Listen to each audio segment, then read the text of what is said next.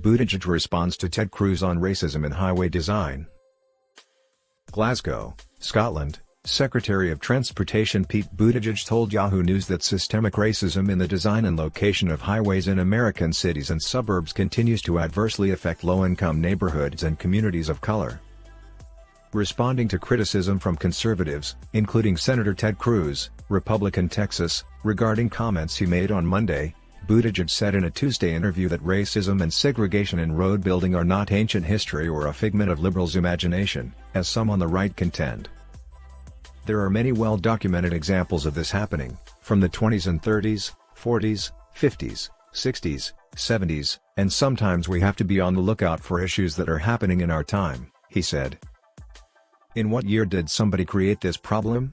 The back and forth with conservatives started Monday afternoon when Buttigieg said during a White House press briefing, "If a highway was built for the purpose of dividing a white and a black neighborhood, or if an underpass was constructed such that a bus carrying mostly black and Puerto Rican kids to a beach, or it would have been, in New York, was designed too low for it to pass by, that obviously reflects racism that went into those design choices."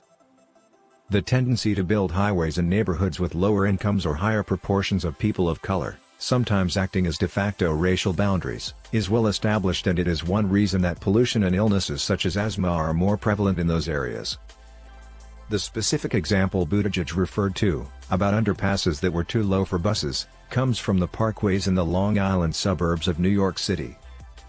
The low underpass design was ordered by government official Robert Moses with the specific intent of keeping out buses bringing low-income city residents to Jones Beach, according to the power broker, Robert Caro's legendary biography of Moses. Some conservative pundits and politicians, including former Arkansas Governor Mike Huckabee, reacted with incredulity to Buttigieg's comments. "Is this guy serious? This is what happens when ignorance of facts joins with phony enthusiasm," Huckabee tweeted. "The roads are racist. We must get rid of roads," Cruz jabbed at Buttigieg in his own tweet. At first glance, it appeared that Buttigieg's critics were either ignorant of the relevant history or pretending to be. However, when it was pointed out to them online that Buttigieg wasn't imagining a bizarre hypothetical but telling a true story, some responded that it was irrelevant because the underpasses were built in 92 years ago, in 1929. After arriving in Glasgow on Tuesday for the UN Climate Change Conference, Buttigieg was interviewed by Yahoo News and asked about that critique. "If people in 2021 are suffering from a discriminatory policy funded by the federal government, then we have a responsibility to fix it," he said. "And I remain kind of surprised that this is controversial. I don't know who it hurts to acknowledge that harm was done and to propose doing something to fix it."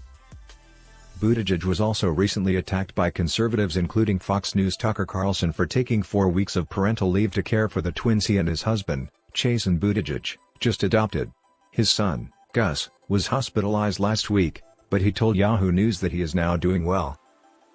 "We have twins at home, they turned our lives upside down, had a real rough patch in the hospital, especially with our son, but I'm pleased to say he's much, much better," Buttigieg said. "He's at home, bounced back pretty much fully. So we're relieved and just experiencing that mix of joy and terror that I'm told is parenting all the way through." Taking several months of paid parental leave is covered by many governments in the developed world.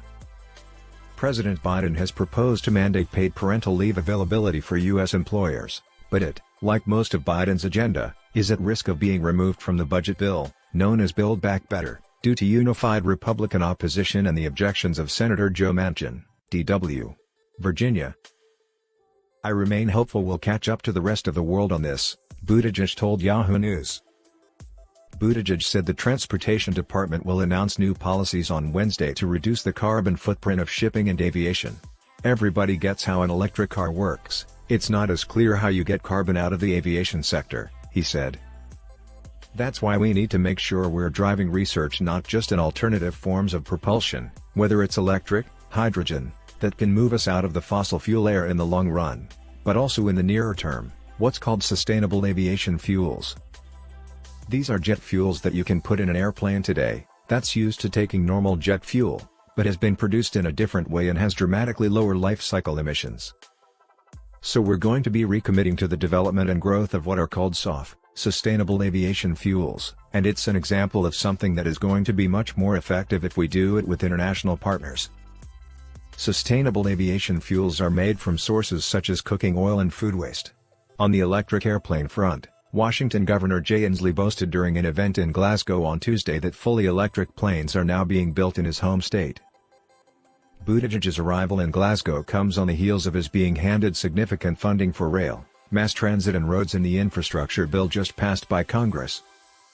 Some environmentalists worry that spending more money on building new roads will undermine the Biden administration's climate change mitigation goals. But Buttigieg said the road funding will be used to help pedestrians and cyclists, not just drivers. Part of what we need to do is give people better options, so that you don't have to bring 2 tons of metal along with you anytime you cross town, Buttigieg said. Part of what we need to do is give people better options, so that you don't have to bring 2 tons of metal along with you anytime you cross town, he continued. It means making sure that there are safe and good options for active transportation, making it easier to walk and bike to get around too. So much of that depends on design. One thing I noticed living in different communities in the US is, the exact same distance where in one city it would never occur to you to drive, in another city it would never occur to you to walk. And a lot of that has to do with safety, which is why the safety investments in this bill, I believe, are safety and climate investments. But, he added, Americans will always have cars too, and that's why the infrastructure bill included funds for electric vehicle charging stations, while the Build Back Better bill would deliver significant subsidies for buying electric cars.